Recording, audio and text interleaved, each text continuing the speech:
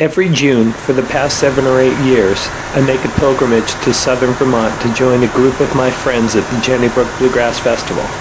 These trips are a real highlight for us, a special chance to camp, play music, and reconnect with each other in one of the most beautiful places in New England. Here's my story of Brook 2010.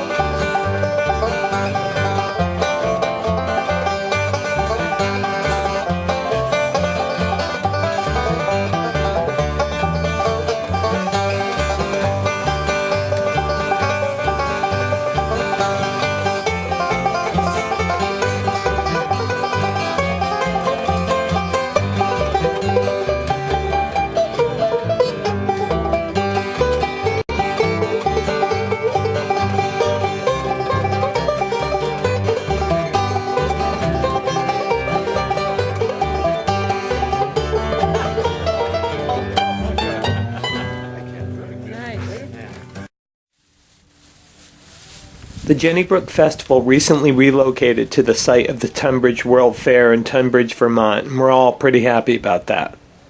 The fairgrounds have all the amenities, running water, flush toilets, hot showers, that make a real difference to tent and car campers like us. This year my friends and I were anxious to arrive early to claim a high and dry piece of land for our camp, so 3 of us met on Wednesday afternoon, hours after the festival grounds had opened. We were amazed at how many people had already arrived. The initial phase. That's me, the Paul Newman look-alike, strapping up tiki torches to our tent poles. Tiki set up before Marianne and Ginger get here. As you can see, our camp tent is large enough to accommodate a small crowd. We call it the Tiki Cove.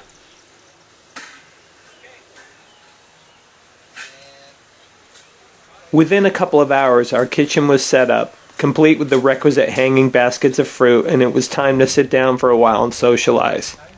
That's Joe with the mandolin. He's the man with the plan. We depend on him to make sure the camp is fully equipped. He's talking to Richie, one of the kindest and most generous people you'd ever want to meet.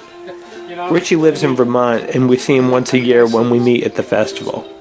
Last year I bought this portable bar on Craigslist and it became a huge hit with our festival friends and neighbors.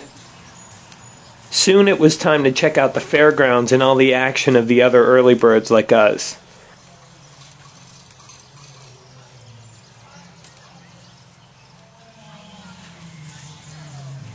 I'm always struck by the beauty of this location, surrounded by the lush green mountains.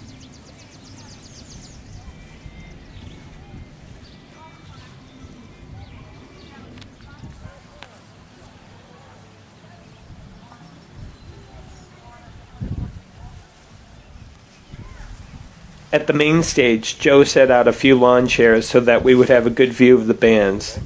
I was amazed to see how many people had already come to do the same thing.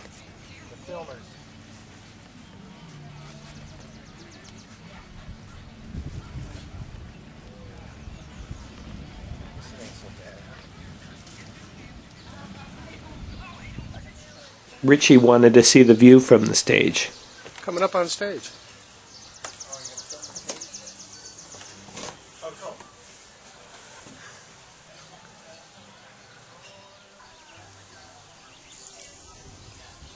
The Sugar House is a great place to pick music at night, and during the day they serve a great breakfast.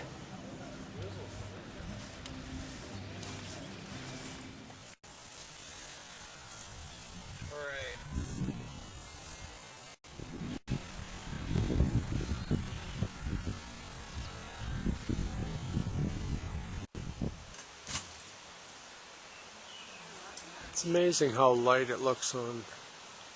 As dusk settled in, the early birds settled into their campers and we had a quiet evening in the Tiki Cove. The advance team was happy to have our setup work behind us and ready for the festival to begin in earnest. Pretty comfy digs. Yes. Bar is open. Tiki Cove is open. Kitchen, well, kitchen's closed for now. Just we're on a pub menu for the rest of the evening. Okay.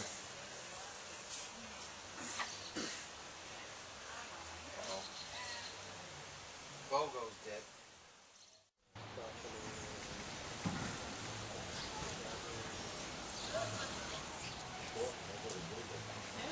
On Thursday, the fairgrounds started to fill in with friends, familiar faces, and fellow bluegrassers.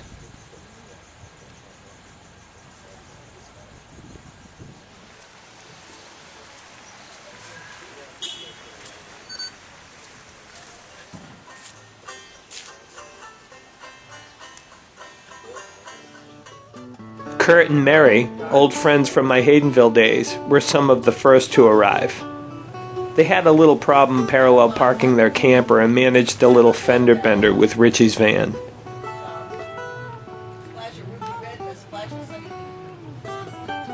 Our good friend Desmond was on the scene, ready for a weekend of guitar playing and singing. Tony and his wife Lorna were also there. Tony is one of our favorite cooks as well as the Tiki Cove's most reliable bartender. Yeah, this was going to be a good festival, we could tell. Most mornings we start with a big pot of percolated coffee, and some industrious person might throw a camp breakfast together.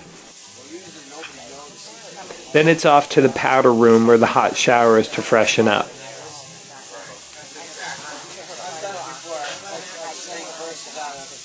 Joe and I like to bring our mountain bikes for a little exercise and to get out into town for important supplies, such as scratch tickets. So Joe, what is it about Jenny Brook that keeps you coming back year after year? Oh, bluegrass music, I guess, and the friends and the getting around and making the most out of a field. What's your favorite part of the festival? Is it the picking? Yeah. It's all of it. Picking, eating, drinking, having fun, laughing, and going home in the end. It's all good. One day, while we were out on a ride, Richie had been busy booking our gang of friends on Jenny Brook Radio, a fairgrounds broadcast being put out on the airwaves by Rob of Rayco's Productions.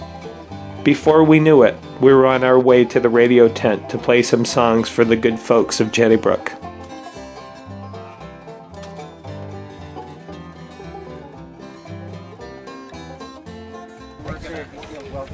We're gonna kick this off with an old band song. We hope you'll enjoy this one. This is called The Wake.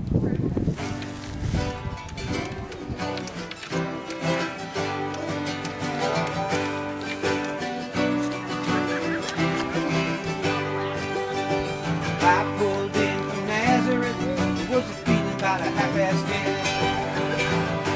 I needed a place where I could lay my head.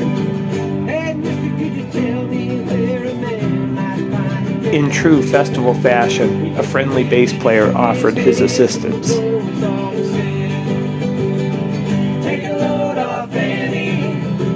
Take a load for free. Take a load off Annie.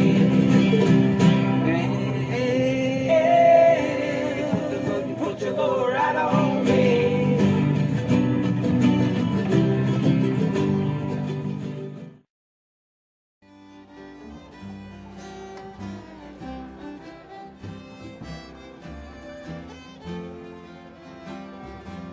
Joe sent out a heartfelt rendition of Blue Darling, and Kurt prepared a nice plug for the Tiki Cove.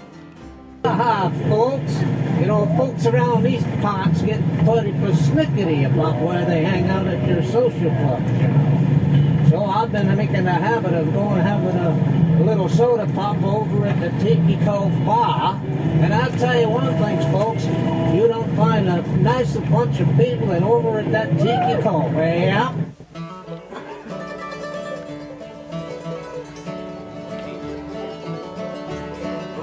south through Macon, Georgia,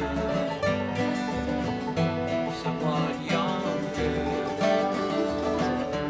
Endless miles of Desmond sang one of my favorites, the Clean Living song Far North Again, and I narrated a short commercial for the Tiki Cove, hoping to get pickers out to our campsite. It worked. This is a shout out to all you Brook pickers. The host of Tiki Cove invites you down for some sundown picking Friday and Saturday nights. We're a lonesome singing, banjo ringing, joke flinging group of so-and-sos hoping you'll stop on by and pick a few. Located conveniently between the swine shed and the riverside stall. Look for the large white tent with the tiki lights and the hanging baskets of fruit. Tonight when you roll, head on down to Tiki Cove. 1, 2, 3. Tiki Cove, head on down, Tiki